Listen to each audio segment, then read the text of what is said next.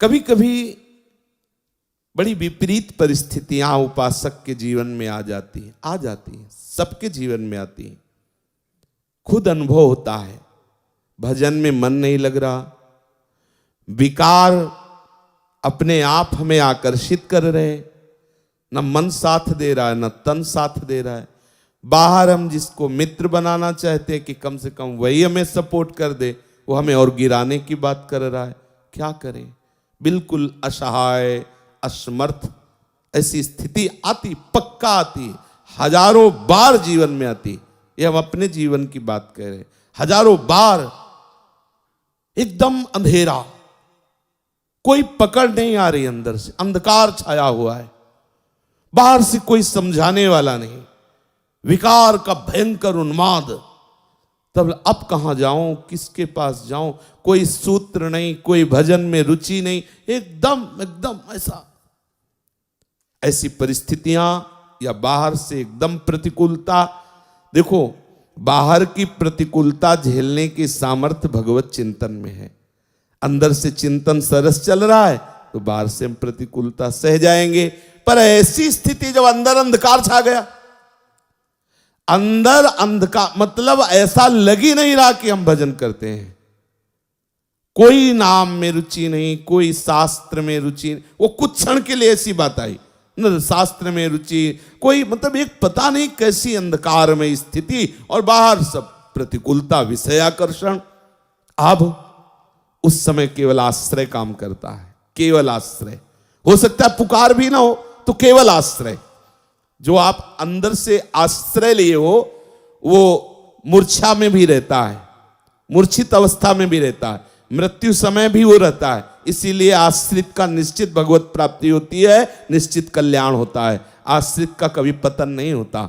इसीलिए बार बार सत्संग में रोज कहते हैं कि गोरे चरणारविंद का दृढ़ता पूर्वक आश्रय।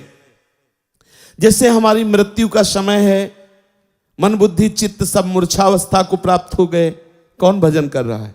आश्रय उपस्थित है। जीवन भर जिनका आश्रय लिया, उस समय वो भजन के कारण नहीं, आश्रय के कारण हृदय में उपस्थित हो जाते हैं और उसको परम गति की प्राप्ति। आश्रय बहुत बड़ा तत्व है, बहुत बड़ी बात है। भजन और ये सब पीछे पहला आश्रय, बिगड़ी जन्म अनेक की वही सुधरे आज, हो ही राम को, पहले बात आश्रय, और फिर आगे की सब बात। पहला आश्रय, उस समय आश्रय काम करता है। हमने देखा है, कई बार देखा है।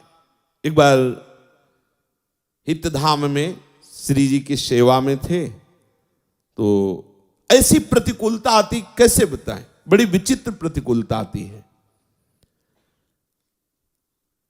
हम जिनके सहारे, उन्हीं से प्रतिकूलता। जैसे मेघ की बात आई ना, उन्हीं से, ऐसा नहीं, हटो चलो, अब इधर हटो, अभी इधर हट गया, इधर भी हटा। अब वो जो सरस चिंतन हो, अब कैसे जिए? श्री जी के पात्र मार्जन किए थे श्रृंगार करने के लिए, स्नान कराने के लिए। बस श्री जी की तरफ, यही श्री जी इनकी तरफ देखा, बड़ी गुस्सा आई। रोज इत्र लगाओ, रोज भोग लगाओ, या दुर्दशा हो ही जा रही, और आप ना उधर से ना, अरे कम से कम इतना तो चाहते हैं ना कि जिनके हम सहारे हैं वो मुस्कुरा दे। इतना भी नहीं चाहना, अगर इतना चाहोगे तो गड़बड़ हो जाएगा। बड़ा विचित्र खेल है। देखो, मन में इतना है, जैसे कोई दौड़ रहा है, चढ़ाई चढ़ रहा है, तो उसको एक लगता है इतना तो कोई कह दे शाबाश, तब तसल्ली होती है। हाँ, और वो इतना दौड़ रहा है, इतना परेशान हो रहा है, ऊपर से उसे और डांट के कर दे सारे कायर, तो उसको कैसा लगेगा? लेकिन इस मार्ग में ऐसा ही दवाई होती है। अगर कहीं बड़ाई हो जाए तो समझ लेना कोई अपराध बन गया, पक्का समझ लेना। अगर गुरुजन, वैष्णवजन, संतजन तुम्हारी बड़ाई सभा में तुम्हारा सम्मान, तो अंदर से महसूस करो कोई अपराध बन गया, प्रभु किसी अहम वृत्ति का मुझे दंड दे रहे हैं।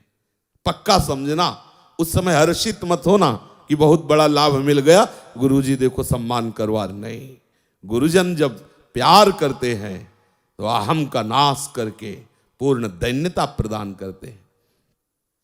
अंधकार छा गया, सेवा को रोक दिया, लेट गए, न भिक्षा मांगेंगे न किसी से बात करेंगे सब। उस सेवा प्रवृत्ति फिर उठे गुस्सा होते हुए श्री जी से। अब जल ऐसे तांबे के पात्र में रख के ऐसे श्री जी को स्नान, फिर गुस्सा आए, पूरा जल श्री जी के ऊपर, जैसे होली में नहीं ऐसे सब डाल दिया, नहा धो लो। उस समय तो मतलब बिल्कुल तन्मयता है, क्योंकि उनके सिवा हमारा कोई है नहीं। पूरा कब तक इधर जिधर देखो उधर, जब जैसा मर्जी आया वैसा ऊपर जल डाल। नहीं करेंगे सेवा, न भोजन करेंगे न सेवा करेंगे। फिर लेट गए, ये दोबारा लेटे। 5 मिनट हुए थे, भक्तमाली जी 2 संतों को लेके आ गए। श्री हरिवंश आवाज आई तो थोड़ा उठे, देखा 3 संत उनके सहित। अब गुस्सा थोड़ी दिखानी पड़ेगी, और ऐसी चर्चा की कि रोते हुए सेवा शुरू हो गई। वो जो ही गए तो रोते हुए सेवा, एकदम आनंद, एकदम आनंद। सच्ची बताते हैं, आश्रय तत्व संभालता नहीं, ऐसी ऐसी परिस्थितियां आती हैं मानसिक और शारीरिक कि उपासक परेशान हो जाता है। ये माया बहुत विचित्र है।